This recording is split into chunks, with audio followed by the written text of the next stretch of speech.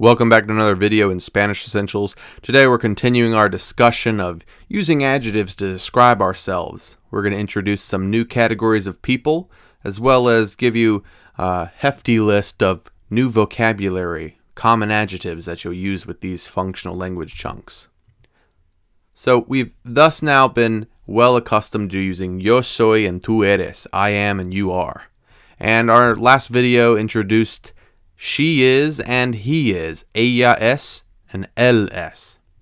And we used descriptive words after those. We created sentences that described people in a descriptive or a permanent way.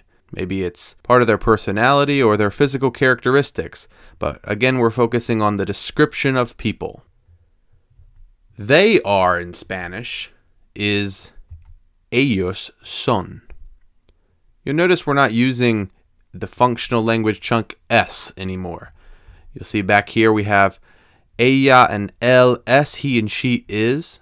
Well, just like we have a change from is to are, she is to they are, we're going to have a similar change in that way. So ellos son, they are.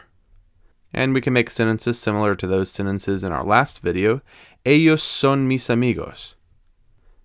Tell me, the group of people referred to as their friends, are they all masculine or all feminine? It's an entire group of girls, and we know that because the word for friends is ending in an AS, and so it's multiple females. So, yo soy is I am, tú eres is you are, él and ella es is he and she is, and now we have they are, ellos son, and ellas son. Can you tell me the difference between ellos son and ellas son? Well, ellas would be used only if the they you're referring to, they are, was an entire group of girls.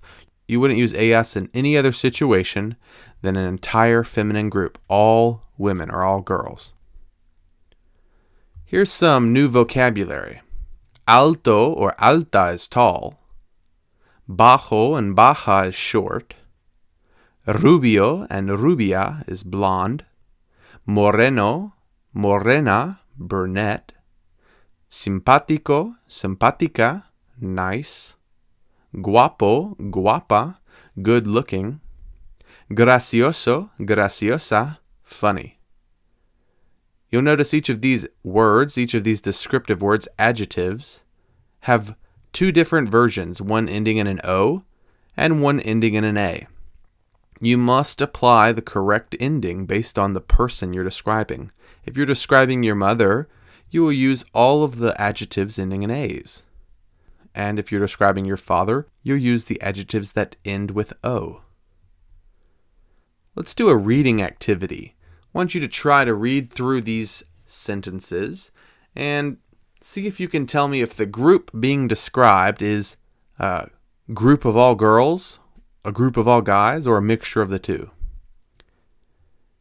Ella es alta. Is that a feminine group or a masculine group?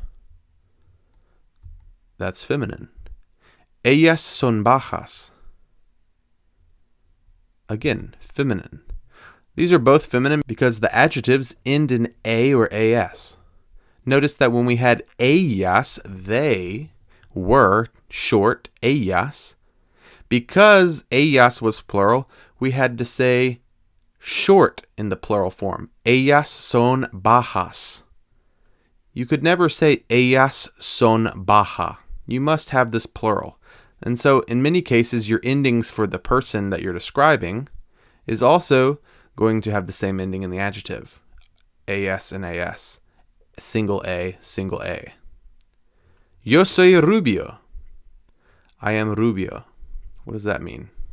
It means I am blonde. And is the person that is blonde a guy or a girl?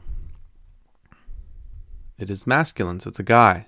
It ends in an O. Had it been a girl, it would have been rubia. Ellos son morenos. Morenos ends in an OS. So for that reason, it's a masculine group. Tú eres simpática. You are simpática. Do you remember what that means? It means nice. And it ends in an A, so it's a feminine group. So you're talking to a female. Alex es guapa. Guapa is good looking. It ends in an A, so we're referring to another female. And lastly, mis padres son gracioso. The group is masculine. It is your parents, but again, the default gender is going to be masculine. In the last one, mis padres son gracioso, there's an error. Can you spot it? Hopefully you piece together that because the Spanish word mis padres is plural, our adjective also must be plural. So instead of mis padres son gracioso, it would be mis padres son graciosos. On my website, you'll find a lot of practices on these descriptive words and these new functional language chunks. Make sure to check some of those out and email me with any questions. Hope you guys enjoyed the video, and I'll see you in the next one.